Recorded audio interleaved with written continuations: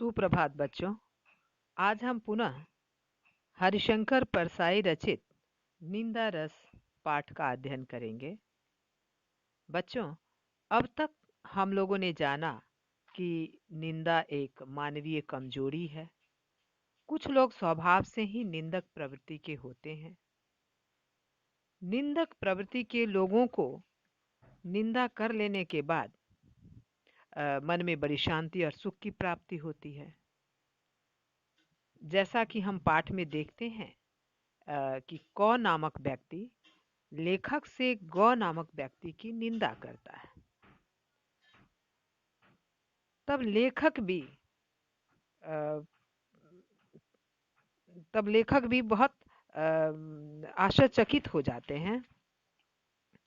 तो लेखक भी अपने विरोधियों का नाम लेकर तब उससे निंदा करवाते हैं, अपने शत्रुओं की निंदा करवाते हैं। उसके बाद लेखक को असीम आनंद व सुख की प्राप्ति होती है। लेखक अपने विरोधियों का एक एक करके नाम लेते हैं और क की जो प्रवृत्ति है निंदा करने की, वह निंदा करता रहता है और लेखक को असीम आनंद की प्राप्ति होती है। चलिए पाठ का शेष भाग पढ़ें। निंदा की ऐसी ही महिमा है।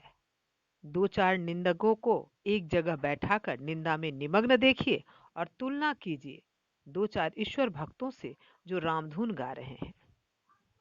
लेखक कह रहे हैं, हरिशंकर परसाई जो बहुत बड़े व्यंग्यकार हैं, वो कह रहे हैं कि अगर कुछ निंदक एक जगह बैठे हुए हैं और वो निंदा में एकदम मग्न रहते हैं, वैसी निमग्नता, आत्मीयता, प्रेम ईश्वर भक्त में दुर्लभ है। निंदकों की सी एकाग्रता, परस्पर आत्मीयता, निमग्नता भक्तों में दुर्लभ। जो ईश्वर भक्त होते हैं उस तरह ईश्वर की भक्ति में तल्लीन नहीं रहते हैं जिस प्रकार की निंदा करने वाला व्यक्ति एकदम तल्लीन होकर के निंदा करता है।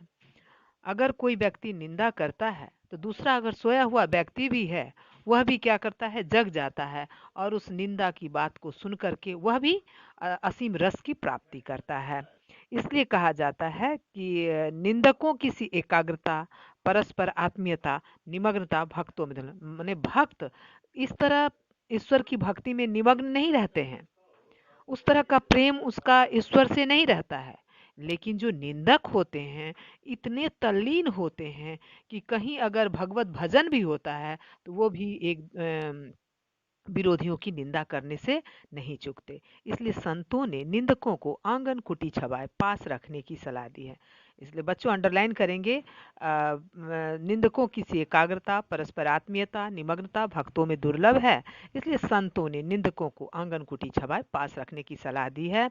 इसलिए सलाह दी है, ये कह रहे हैं कि आंगन कुटी छवाए, निंदक नियरे राखिए आंगन कुटी छवाए, बिन साबुन पानी बिना निर्मल करे सुभाए।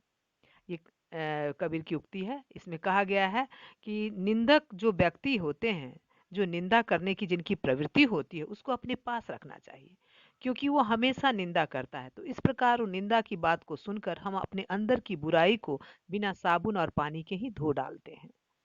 अगर उससे वह हमारी बुराई करता है तो अगर हम उसके द्वारा की गई अपनी बुराई को सुन करके हमारे अंदर का जो बुराई है उसको हम दूर करने का प्रयत्न करते हैं। इसलिए यहाँ पर कहा गया है कि संत ने कहा है कि निंदक को आंगन में कुटिया बनाकर रखनी चाहिए, ताकि हम निंदा की बात सुन करके अपने आप को ये बुराई से दूर करने का प्रयास कर सकें। कुछ मिशनरी निंदक मैंने देखे हैं। लेखक क्या कह रहे हैं कि कुछ एक मिशनरी निंदक होते हैं, उनका किसी से वैर द्वेष नहीं होता है। अंडरलाइन कीजिएगा, मिशनरी निंदक को किसी से वैर या शत्रुता नहीं होती है, किसी का बुरा नहीं सोचते, पर 24 घंटे निंदा कर्म में बहुत पवित्र भाव से लगे रहते हैं। जो मिशनरी निंदक होते हैं उनका किसी से शत्रुता नहीं होता है, किसी का बुरा नहीं सोचते, लेकिन अंडरलाइन करेंगे बच्चों, वे 24 घंटे निंदा कर्म में लीन रहते हैं। उनकी नितांत निर्लिप्तता, निष्पक्षता इसी से मालूम होती है कि वे प्रसंग आने पर अपने बाप बाप की पगड़ी भी उसी आनंद से उछालते हैं जिस आनंद से अन्य लोग दुश्मन की, माने जिस प्रकार दुश्मन की पगड़ी इज्जत उतारने में लोग निंदक रहते हैं, उसी प्रकार जो मिशनरी निंदक होते हैं वह निंदा में इतने प्रवीण होते हैं कि अपने पिता की भी इज्जत को उछालने से बाज नहीं आते। निंदा इनके लिए टॉनिक होती है। तो निंदा टॉनिक कही जाती है कैसे? क्वेश्चन लिखिएगा, निंदा टॉनिक है कैसे? तो ये इसलिए बच्चों कि निंदा करने से मन में असीम आनंद की प्राप्ति होती है। किसी की निंदा सुन करके सुनने वाले, करने वाले सभी को क्या होता है? रस मिलता है, आनंद मिलता है। और जब तक वो निंदा नहीं करते हैं, उनका मन शांत नहीं होता है। इसलिए कहा गया है कि निंदा उनके लिए टॉनिक होता है। चलिए बच्चों, गृह कार्य नोट करें। पहला प्रश्न, निंदकों की सी एकाग्रता, परस्पर आत्मीयता, निमग्नता भक्तों में दुर्लभ है, कैसे? दूसरा प्रश्न, संतों ने निंदकों को आंगन कुटी छवाए पास रखने की सलाह क्यों दी है? तीसरा प्रश्न, निंदा टॉनिक है, कैसे?